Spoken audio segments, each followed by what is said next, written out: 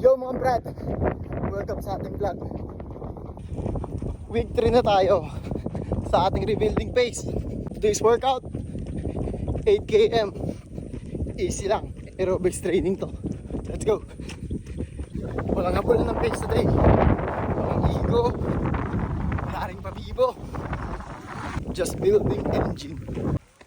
Marami gusto agad mabili sila. Nakakalimutan nila, endurance is earned, not rush. Kaya ngayon, steady effort lang, steady heart rate, enjoy lang. 1 kilometer at a time. Mga brad, tandaan nyo, the runners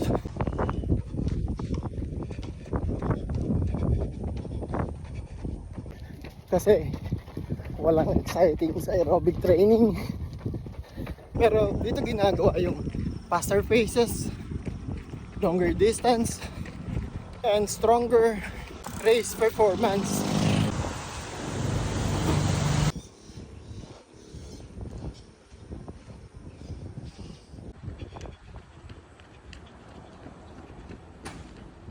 (8 km today. Another break added to wall. Hindi mo mabilis ngayon, pero bawat easy run natin, may ambag yan sa race day natin.